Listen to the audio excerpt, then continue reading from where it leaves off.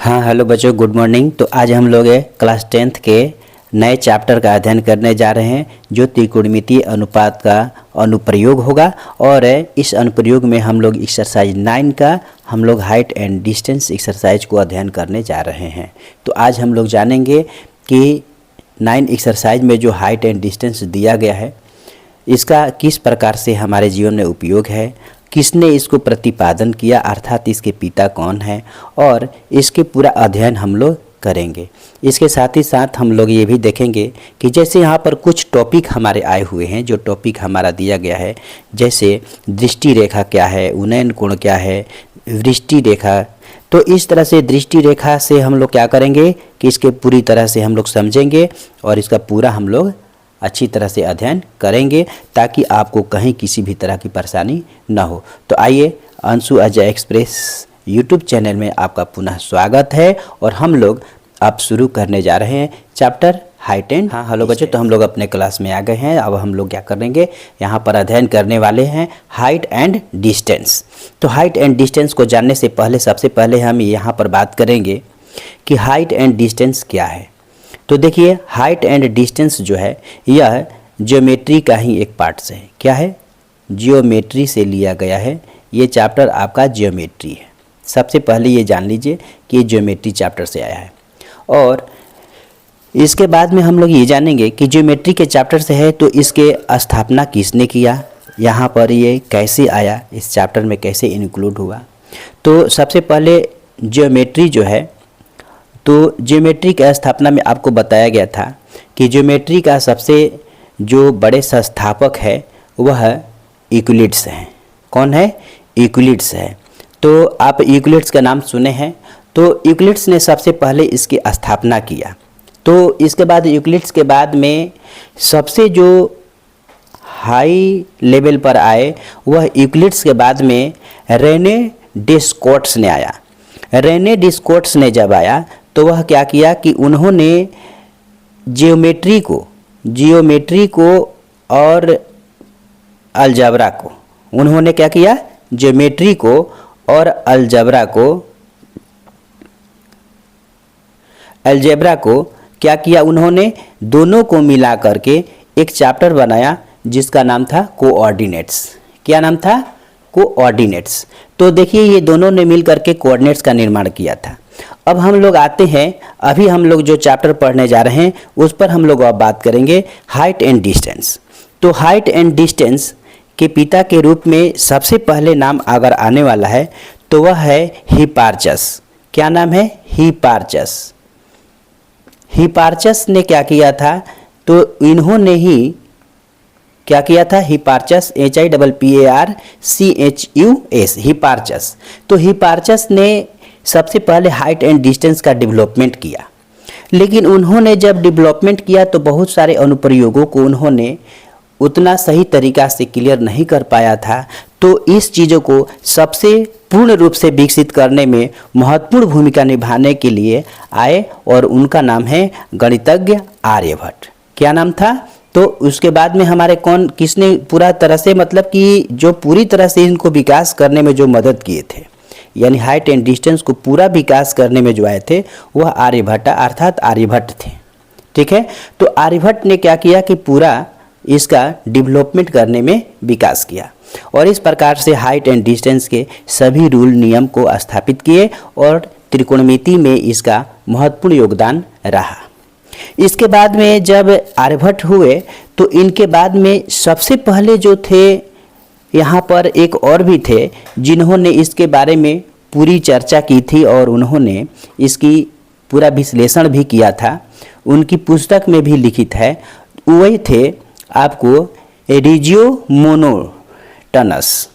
आप वे कौन थे? तो रेजियोमोन्टानस।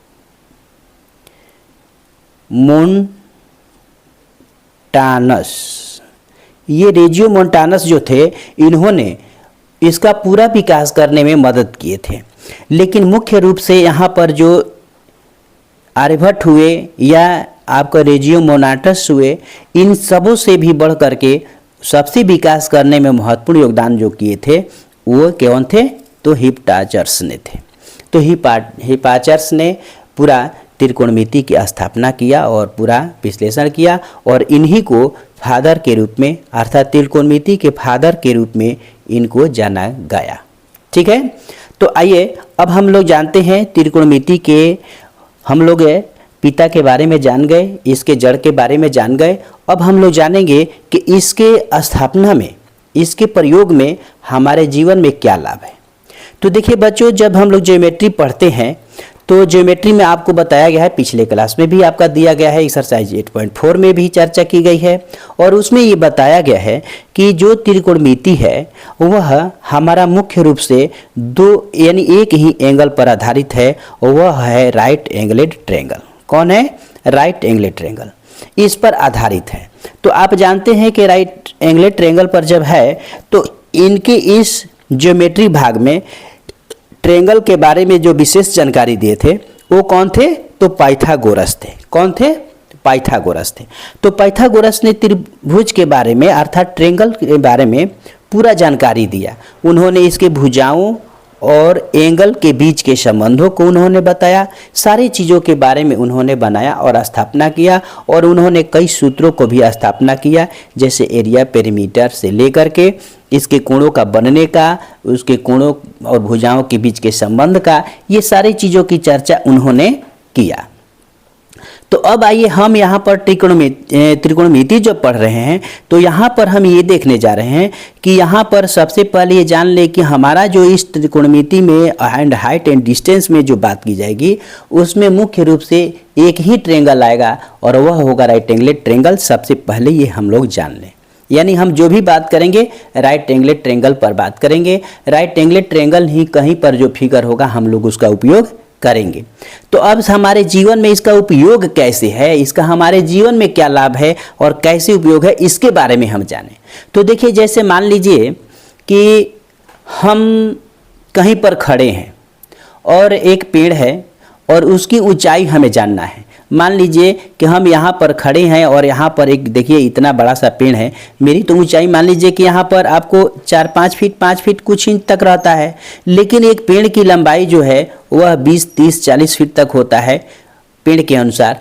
तो उसकी ऊंचाई को हम कैसे जान सकते हैं? क्या हम इस पर चढ़ करके इसकी ऊंचाई निकालेंगे और ये संभव होगा? क्या हम पेड़ पर चढ़ पाएंगे और इसकी ऊंचाई को निकाल पाएंगे? नहीं। तो हम क्या करते हैं, यहाँ पर इसी तरह के यहाँ पर ट्रायंगल को बना करके हम इस रूल का अध्ययन करना शुरू करेंगे और यहाँ पर हम लोग देख रहे हैं कि एक त्रिभुज बन रहा है जो कि क्या होगा? समकोण त्रिभुज अर्थात राइट एंगलेड ट्रायंगल होगा। और इस तरह से हम क्या करेंगे, हमारे जीवन में किसी भी दूरी को निकालने के लिए, ऊंचाई को निकालने के लिए यहाँ पर हाइट एंड डिस्टेंस, चैप्टर के नाम से ही पता चल रहा है कि हाइट और डिस्टेंस में क्या संबंध है, इसकी चर्चा करके ये हो जाएगा हाइट और ये होगा डिस्टेंस। इस तरह से हम इसका पूरा अध्ययन करेंगे।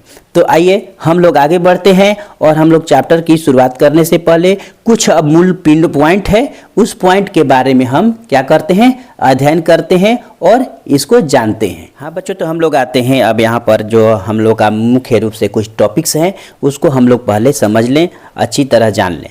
यहाँ पर देखिए सबसे पहले एक दो बातें आएगी, एक हॉरिजॉन्टल होता है और एक वर्टिकल लाइन होता है, जिसको हम कहते हैं हॉरिजॉन्टल को कहते हैं क्षैतिज रेखा। हॉरिजॉन्टल को क्या कहते हैं? क्षैतिज। हॉरिजॉन्टल लाइन को क्षैतिज लाइन कहते हैं, क्षैतिज रेखा कहते हैं। और वर्टिकल लाइन को हम लोग कहते हैं ऊर्ध्वाधर रेखा। अब इस दोनों बात को पहले आप अच्छी तरह जानिए। क्षैतिज यानी क्या होता है? क्षितिज अर्थात पृथ्वी के जो समानांतर कोई रेखा खींची गई है, पृथ्वी के समानांतर जो इस तरह की रेखा खींची गई होती है उसको हम क्या कहते हैं? हॉरिजॉन्टल लाइन कहते हैं। ठीक है, इसको हम क्या कहते हैं? हॉरिजॉन्टल लाइन इसको कहते हैं, हॉरिजॉन्टल लाइन कहते हैं। और इसी रेखा को यदि हम जब खड़ा कर देते हैं, जब इस तरह से लंबवत कर देते हैं, ऊर्ध्वाधर या अर्थात लंबवत रेखा जब इस तरह से कर देते हैं तो इसको हम कहते हैं वर्टिकल लाइन अर्थात वर्टिकल लाइन। ठीक है, तो यहाँ पर हम लोग का दो ठो बात पहले अच्छी तरह समझ लेना होगा कि हॉरिजॉन्टल लाइन अर्थात पृथ्वी के समानांतर की लाइन और वर्टिकल लाइन अर्थात ऊर्ध्वाधर लाइन। ठीक है, तो ये दोनों लाइन हमारे पास यहाँ पर कार्य करेगी। ठीक है, इसके बाद में हम आते हैं यहाँ पर जो हमारा मुख्य शब्द है, एक टॉपिक है यहाँ पर है दृष्टि रेखा। ठीक है। लाइन ऑफ साइट, तो दृष्टि रेखा क्या है? तो कह रहा है कि किसी प्रेक्षक की अर्थात किसी ऑब्जर्वर का यानी ऑब्जर्वर के द्वारा यदि किसी प्रेक्षक की आंख हो, देखिए यहाँ पर आंख का एक चित्र बनाए हैं। यहाँ पर आंख तथा प्रेक्षण की जाने वाली वस्तु के बीच जो रेखा होती है उसे दृष्टि रेखा कहते हैं। अब देखिए यहाँ पर एक आंख है और सपोज दैट यहाँ पर एक वस्तु रखी गई है, ठीक है। तो यहाँ पर एक वस्तु रखी गई है तो दो तरह की बातें आती है। मान लीजिए कहीं से प्रकाश आकर इस पर पड़ा और तब हमारे आंख पर यहाँ से आकर पड़ गई, ठीक है। तो यहाँ पर देखिए दृष्टि के पास से जो वस्तु तक की एक रेखा बन गई, इसी को हम कहते हैं दृष्टि रेखा। यहाँ पर दृष्टि रेखा को इस चैप्टर में दिखाने के लिए हम दो तरह के चिन्हों का प्रयोग कर सकते हैं। या तो आप इस तरह से सीधा खींच रखने दीजिए, या एरो का साइन लगा दीजिए, या इसको ऐसे भी करके आप बनाकर दिखा सकते हैं, कोई दिक्कत नहीं है। यहाँ पर कोई दिखाने वाली कोई लाइट चैप्टर की अध्ययन नहीं है। हम लोग को एक साधारण यहाँ पर दिखाया गया है कि दृष्टि रेखा क्या होती है, दृष्टि रेखा की चर्चा हम कैसे करते हैं, ठीक है। तो यहाँ पर देखिए जब हम किसी वस्तु को देखते हैं और जब हम उसके आँख के ठीक सामने अगर देखते हैं तो इस प्रकार से एक रेखा बनती है और ये रेखा हमारी क्या हो जाएगी, हॉरिजॉन्टल लाइन का काम करेगी। पहला चीज आप समझ में आ गया। अब इसी को मान लीजिए कि इस आँख से हम अगर किसी वस्तु को नीचे की तरफ अगर इनकेस देखते हैं तो यहाँ पर कोई वस्तु को अगर हम देखेंगे तो इस प्रकार से क्या हो जाएगी, हमारे पास वर्टिकल लाइन प्राप्त हो जाएगी। क्या प्राप्त हो जाएगी? हम लोग अगर सीधे नीचे की तरफ अगर देखते हैं तो हमारे पास एक वर्टिकल लाइन अर्थात ऊर्ध्वाधर लाइन हमारे पास प्राप्त होगी। हो सकता है ऐसी भी कंडीशन कि ये वस्तु न तो हॉरिजॉन्टल में हो आँख के सामने और न वर्टिकल में हो, बल्कि एक तिरछी लाइन में हो जाए। यहाँ पर कोई वस्तु रखी गई हो तो यहाँ से भी जो हम वस्तु को देखेंगे तो यहाँ पर यही दृष्टि रेखा कहलाएगी। तो अब दृष्टि रेखा आप समझ गए होंगे कि कहने का मतलब कि जो हम लोग आँख से देखते हैं, जो हमारी आँख से उस वस्तु के बीच की जो लाइन बनेगी, रेखा बनेगी, उसको हम लोग क्या कहेंगे, दृष्टि रेखा कहेंगे। ठीक है बच्चों, आइए हम लोग आगे चलते हैं और दो टॉपिक और है उसके बारे में और अच्छा से अध्ययन करते हैं। ये बात क्लियर साइड यहाँ पर हमारे आंख से जो प्रकाश किरणें निकल रही है और जो वस्तु पर पड़ रही है उसके बीच का जो भाग है वही क्या है, तो लाइन ऑफ साइट है। अब आते हैं हम लोग दूसरा जो टॉपिक है उस पर चर्चा करते हैं। तो आइए हम लोग यहाँ पर अब देखेंगे दूसरा टॉपिक जो है हमारा उन्नयन कोण है। क्या है? हमारा उन्नयन कोण है, एंगल ऑफ एलिवेशन। तो एंगल ऑफ एलिवेशन क्या है, इसको हम लोग अच्छा से समझ लें और इसको देख लें कि क्या होता है। यहाँ पर देखिए जब कोई प्रेक्षक नीचे से दिया है, देखिए स्पष्ट, जब कोई प्रेक्षक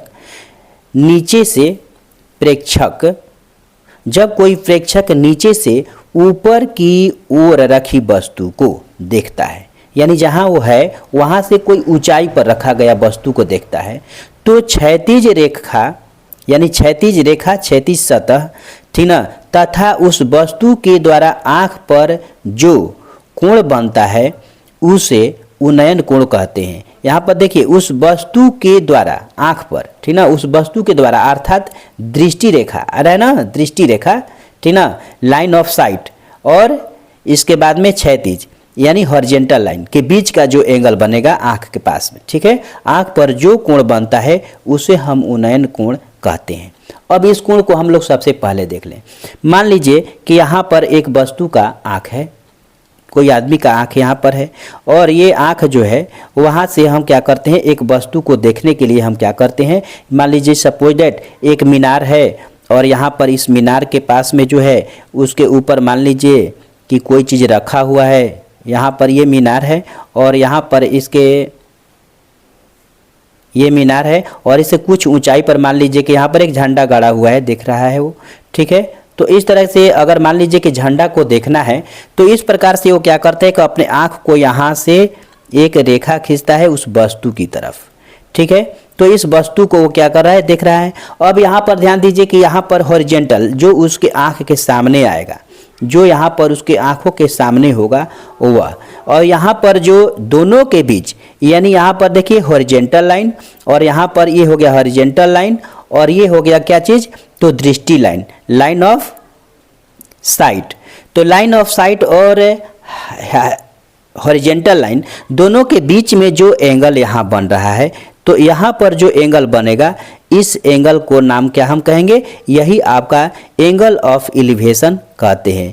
एंगल ऑफ एलिवेशन इसी को हम लोग कहते हैं, अर्थात उन्नयन कोण यहाँ पर बनता है। तो देखिए यहाँ पर जब हम कोई वस्तु को यहाँ से अगर हम देखते हैं तो यहाँ पर जो बनेगा वह क्या होगा, उन्नयन कोण होगा। आइए यहाँ पर हम लोग इस एंगल को देखने के बाद में एक और एंगल है, उसको बारे में भी हम लोग अभी देख लेते हैं।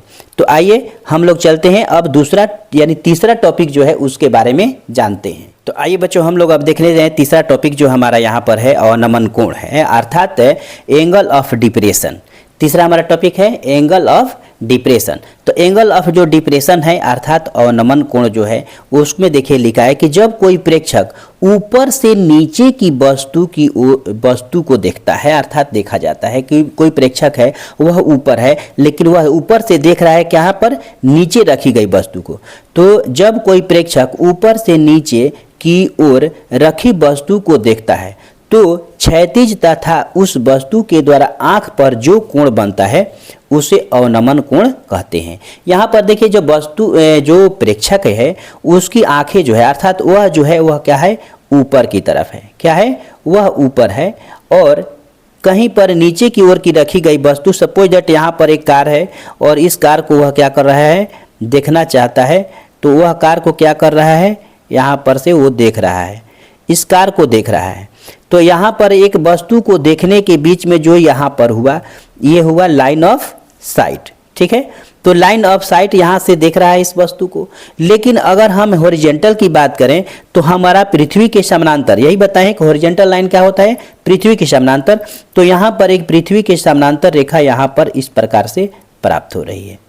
तो यहाँ पर हम लोग देख रहे हैं कि यहाँ पर जो ये एंगल बना इस आंख के बीच में, हॉरिजेंटल लाइन के बीच में, और यहाँ पर उस वस्तु से जब हम नीचे की ओर देख रहे हैं उस वस्तु के बीच में एक एंगल यहाँ पर बन रही है। ठीक है, तो यहाँ पर जो एंगल बनेगा इसी का नाम है क्या चीज, तो एंगल ऑफ डिप्रेशन। इसी का नाम होगा क्या, एंगल ऑफ डिप्रेशन अर्थात अवनमन कोण। तो देखिए यहाँ पर बच्चों दो टॉपिक हमारा अच्छी तरह आया, उन्नयन कोण और अवनमन कोण। उन्नयन में कोण में क्या होता है कि हम वस्तु को नीचे से ऊपर की ओर देखते हैं, और अवनमन कोण में ऊपर से हम वस्तु को नीचे की ओर देखते हैं। यहाँ पर जो नीचे से जब हम उन्नयन कोण देखते हैं तो यहाँ पर एंगल बना था और यहाँ पर देखिए ऊपर की तरफ बना हुआ है। लेकिन अब ध्यान देना है कि उन्नयन कोण और अवनमन कोण हमेशा बराबर होते हैं, क्योंकि यहाँ पर जो क्षैतिज रेखा है और हम चाहेंगे तो यहाँ पर एक क्षैतिज रेखा बना सकते हैं। और जब ये समानांतर हम बनाएंगे तो यहाँ पर देखिए ये दो लाइन हमारे जो हैं ये पैरेलल प्राप्त हो गई, समानांतर प्राप्त हो गई। और यहाँ पर जो लाइन ऑफ साइट है यह एक ट्रांसवर्सल लाइन अर्थात तिर्यक रेखा की तरह बन गई। और यहाँ से अंतः एकांतर कोण के नियम से, मैथ के नियम है ना जो अंतः एकांतर कोण, तो उस नियम के आधार पर यहाँ पर अंतः एकांतर कोण क्या होते हैं, बराबर होते हैं। तो यहाँ पर अवनमन कोण है और यहाँ पर के दृष्टि के अनुसार से एंगल ऑफ क्या है, एलिवेशन है। तो यहाँ पर देखिए एंगल ऑफ एलिवेशन और एंगल ऑफ डिप्रेशन दोनों जो होते हैं क्या होंगे, बराबर होंगे। तो आइए इसी सिद्धांत पर अब हम लोग शुरू करेंगे अपने चैप्टर 9 का। और चैप्टर 9 में हमारा जो मैथ होगा उसके सबसे पहले एग्जाम्पल को हम लोग क्या करेंगे, अध्ययन करेंगे और समझेंगे। इसके बाद में हम लोग क्या करेंगे, अपने चैप्टर में प्रवेश करेंगे और सारे चैप्टर को पूरी तरह से, चैप्टर के एक एक पॉइंट को मैं अच्छी तरह से आपको समझा दूंगा और आपको किसी भी तरह की परेशानी नहीं होगी। अगर मेरी वीडियो पसंद आ रही है और मेरे चैनल पर पहली बार हैं तो आप भाई वीडियो को ज़रूर लाइक करें और सब्सक्राइब तो ज़रूर ही करें, और आगे आप और अच्छी जानकारियाँ प्राप्त करते रहेंगे। तो चलिए हम और आगे आइए। सबसे पहले हम इस मैथ को समझने के लिए एक सहयोग के माध्यम से हम लोग क्या करेंगे, कुछ सीखेंगे। और सबसे पहले हम यहाँ पर देखिए उदाहरण एक जो है इसको हम लोग हल करके देखेंगे। देखिए यहाँ पर लिखा हुआ है कि धरती पर एक मीनार ऊर्ध्वाधर खड़ी है। देखिए धरती पर एक मीनार ऊर्ध्वाधर, अभी ऊर्ध्वाधर लाइन की बात हुई थी, खड़ी है। धरती के एक बिंदु से जो मीनार के पाद बिंदु से 15 मीटर दूर है, मीनार के शिखर का उन्नयन कोण 60 डिग्री है। देखिए धरती पर, अर्थात धरती का मतलब आप समझ गए होंगे, तो हॉरिजॉन्टल लाइन है, नहीं तो हॉरिजॉन्टल लाइन पर क्या है 60 डिग्री का एंगल बनाती हुई एक रेखा है। ठीक है, तो वहाँ से देखिए उन्नयन कोण जो बन रहा है, यानी लाइन ऑफ साइट से और यहाँ पर हॉरिजॉन्टल लाइन के बीच का एंगल जो है वो कितना बन रही है 60 डिग्री है। तो मीनार की ऊंचाई ज्ञात कीजिए। तो आइए हम लोग एक छोटा सा पहले एक शुरुआती करते हैं, हम लोग एक छोटा सा उदाहरण के साथ इस क्वेश्चन को हल करना शुरू करते हैं और 2-3 चीज़ों पर ध्यान देते हैं कि हम लोग कोई भी अगर हम बनाते हैं तो वहाँ पर हम किस तरह से बनाते हैं। तो एग्जाम्पल नंबर हमारा अभी क्या है, आज 1 है। हम लोग एग्जाम्पल नंबर 1 पढ़ने जा रहे हैं, 1 को हम लोग हल करेंगे। और यहाँ पर देखिए जो हमारा फिगर बनेगा, कभी भी आप जो डायग्राम बनाएंगे, ठीक है, तो डायग्राम को आप कभी भी राइट साइड में ही बनाएंगे, यहाँ पर उसका स्थान होगा जहाँ पर आप क्या करेंगे, इसको बनाएंगे। तो आइए राइट साइड में कभी भी आप डायग्राम बनाएंगे। तो यहाँ पर देखिए एक मीनार है, दिया गया है क्या कि एक मीनार है। तो मान लीजिए कि हम लोग क्या करते हैं, एक मीनार बनाते हैं। यहाँ पर इस तरह से हम क्या कर दिए, एक मीनार को हमने स्थापना कर दिया। अब क्या है कि यहाँ पर ये धरती के समानांतर में क्या है कि यहाँ पर दिया हुआ है कि 15 मीटर की दूरी पर। तो यहाँ पर देखिए मान लीजिए कि यहाँ से आपका ये इसका बेस है, पाद बिंदु है, यही पाद बिंदु कहलाता है बेस। तो बेस से लेकर के मान लीजिए कि 15 मीटर यहाँ पर हम माप लिए। तो यहाँ पर 15 मीटर पर एक व्यक्ति है जिसकी आंखें होगी, यहाँ पर 15 मीटर यहाँ पर क्या हो गया, इसका बेस हो गया। ठीक है, तो बेस से यहाँ पर दूरी जो है आंख की क्या हो गया, 15 मीटर हो गया। और यहाँ से ये क्या कर रहा है कि इस वस्तु के यानी मीनार की जो चोटी जो है, यानी जो वर्टेक्स है, उसको वह यहाँ से क्या कर रहा है, दिखता है। ठीक है, तो यहाँ पर जब देख रहा है तो ये क्या हो गया, लाइन ऑफ साइट हो गया। ठीक है, और ये हॉरिजॉन्टल लाइन हो गया और इसके बीच का जो एंगल बन रहा है वो दिया गया है कि 60 डिग्री का बन रहा है। ठीक है, तो अब यहाँ पर आपको बताना है कि आखिर इस मीनार की ऊंचाई जो है वह कितनी है, यही आपको निकालना है। अर्थात यहाँ से ये जो एच है, इसी एच बराबर वाट आपको दिया गया है। तो आप इसी को निकालेंगे, इसी ऊंचाई को आपको क्या करना है, ज्ञात करना है। तो आइए हम लोग इस ऊंचाई को क्या करेंगे, हम निकालेंगे और देखिए कैसे निकालेंगे, कैसे क्या लिखेंगे। सबसे बड़ी चीज़ देखिए, यहाँ पर सभी बहुत सारे लोग जो है पढ़ाते हैं, बताते हैं, लेकिन ये हमारे प्रोसेस में नहीं आता है। बहुत सारे लोग जो है शॉर्ट में कर देते हैं, अच्छी बात नहीं है। उन लोग को भी चाहिए कि जो भी हम बच्चे को बताएं डिटेल बताएं। आइए हम लोग यहाँ पर क्या करेंगे, तो यहाँ पर यहाँ देख रहे हैं चैप्टर का जो हम लोग को जो गिवन पार्ट्स है उसको हम सबसे पहले क्या करेंगे, लिखेंगे। ठीक है, तो यहाँ पर मान लीजिए कि ए और बी जो है मीनार की ऊंचाई है। ठीक है, एक एक टॉपिक को समझिए, 1-2 आप टॉपिक समझ जाएंगे, सारे क्वेश्चन आप बनाना खुद चालू कर देंगे। तो यहाँ पर देखिए सबसे पहले लिखेंगे जो यहाँ पर दिया गया है, तो हम यहाँ पर गिवन में लिख देंगे और क्या लिखेंगे हम कि मीनार की ऊंचाई। ठीक है, ठीक है, मीनार की ऊंचाई। ठीक है, मीनार की ऊंचाई हमारा जो है एच, ये क्या है भाई, हमने माना है। ठीक है, मान लिया कि मीनार की ऊंचाई तो हम जानते नहीं है, वह हमारा क्या है, एच है। मीनार की ऊंचाई हमारे पास प्राप्त हो गया कि मीनार की ऊंचाई हमारा क्या है, एच है। और इसके बाद में दूसरा जो है वहाँ पर हम लिखेंगे, अब क्या होगा कि ए बी और सी, अर्थात बी सी क्या होगा, पाद बिंदु से क्या होगा, मीनार की लंबाई। अर्थात मीनार और पाद बिंदु, अर्थात पाद बिंदु मीनार का हो गया, यहाँ से जो वस्तु है। ठीक ना, तो यहाँ पर लिखेंगे कि सी से बी की लंबाई। ठीक ना, तो बी सी की दूरी, ठीक ना, दूरी या लंबाई कितना है, तो आपका यहाँ पर दिया गया है 15 मीटर। ठीक है, ये इतना आपका दिया गया है। ठीक है, और इसके बाद में आपका दिया गया है कि एंगल, अर्थात एंगल ऑफ एलिवेशन जो है, एंगल ऑफ एलिवेशन हुआ उन्नयन कोण। तो ए सी और बी, ए सी बी जो है आपको कितना डिग्री है, 60 डिग्री है। तो देखिए बच्चों, इतना जरूर आप लिखेंगे, जब भी बनाएं तो इतना जरूर आप लिखेंगे, तभी आप आगे बनाएंगे, तभी आपका जो चेक होगा। तो चूंकि ये 10 क्लास का है और आपका बोर्ड का एग्जाम देना है, डिटेल बनाएंगे तो आपका मार्क्स अच्छा मिलेगा। शॉर्ट बना देंगे, केवल क्या करते हैं यहाँ पर लोग लिख देते हैं कि हाथ ना 10 लिख देते हैं, एक बार निकाल देते हैं, ऐसा नहीं बनता है। आपको जो गिवन में है वो आपको चर्चा करनी होगी, आपको देनी होगी। इसके बाद में हम क्या करेंगे, फार्मूला का प्रयोग करेंगे और इसका हम हल करना शुरू करेंगे। तो अब यहाँ पर हम देखने के बाद में यहाँ पर अब आते हैं त्रिकोणमितीय अनुपात की राशियों को अब ध्यान देते हैं और हम हल करने के लिए देखते हैं। तो हमको देखिए यहाँ पर बेस दिया है और यहाँ पर हाइट दिया है। तो इस प्रकार से हाइट और बेस के आधार पर अगर हम देखते हैं तो कौन सा त्रिकोणमितीय अनुपात का उपयोग हम करेंगे, तो यहाँ पर हम क्या करेंगे, tan का प्रयोग करेंगे। तो हम यहाँ पर लिखते हैं कि tan थीटा बराबर क्या होता है, तो P/B होता है ना, tan थीटा बराबर P/B अर्थात लंब बटा आधार। ठीक है, तो हमने क्या किया कि tan का यहाँ पर प्रयोग किया। ठीक है, और हम अब क्या करेंगे कि इसी में इसका मान को हम क्या करेंगे, रखेंगे।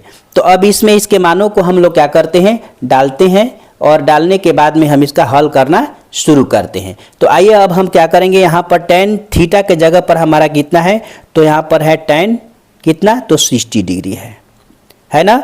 और P का मान कितना है, तो h है जो कि हम नहीं जानते हैं, और B का मान हम जानते हैं 15। ठीक है, तो tan 60 डिग्री का मान कितना होता है, तो tan 60 डिग्री का मान होता है √3, और यहाँ पर हो गया हमारा h बटा में क्या हो गया, ये 15। अर्थात अगर हम क्रॉस मल्टीपल कर देते हैं तो ये आ जाता है यहाँ पर, तो हमारे पास प्राप्त हो जाता है यहाँ पर कि h बराबर 15 √3। अब यहाँ पर हमारे पास मान निकल गया, तो 15 √3 ही जो आया यही क्या होगा, मीनार का ऊंचाई होगा। अब अगर आप चाहते हैं कि इसको और अच्छी तरह निकाल दें, इसका एक्यूरेट मान निकाल दें, तो आप एक्यूरेट मान भी निकाल सकते हैं। इसको एक्यूरेट मान निकालने के लिए आप यहाँ पर 15 और √3 का मान आप चाहेंगे तो डाल सकते हैं 1.732।